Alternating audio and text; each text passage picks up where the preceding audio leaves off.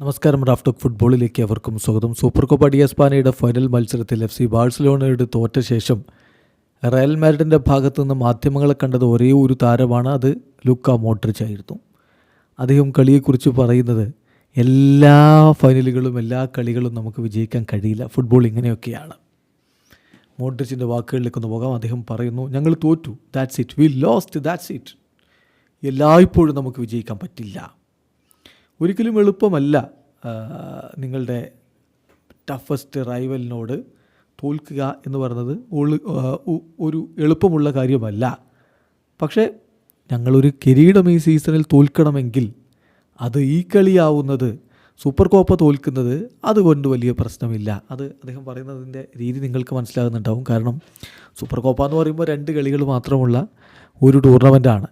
ലാ ലീഗയോ ചാമ്പ്യൻസ് ലീഗോ ഒക്കെ തോൽക്കുന്നതിനേക്കാൾ നല്ലത് സൂപ്പർ കോപ്പ തോൽക്കുന്നതല്ലേ എന്നാണ് അദ്ദേഹം ചോദിച്ചു വരുന്നത്.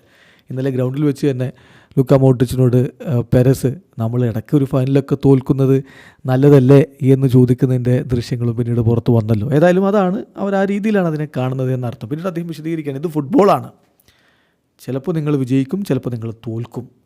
ബാഴ്സലോണയെ നമ്മൾ അഭിനന്ദിക്കുകയാണ് ഇപ്പോൾ വേണ്ടത്. കാരണം അവരൊരു ഗ്രേറ്റ് ഗെയിമാണ് കളിച്ചിരിക്കുന്നത്.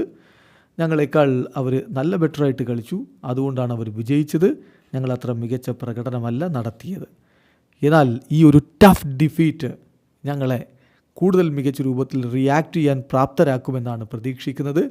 കാരണം ഈ തരത്തിൽ പരാജയപ്പെടുന്നത് ഞങ്ങൾ ഒരിക്കലും ഇഷ്ടപ്പെടുന്നതല്ല. തീർച്ചയായിട്ടും കോപ്പ മാച്ച് ഞങ്ങൾ തോറ്റു, ശരിയാണ്. എങ്കിലും അടുത്ത മത്സരങ്ങൾ വീണ്ടും തൊട്ടരികിലേക്ക് വരികയാണ്.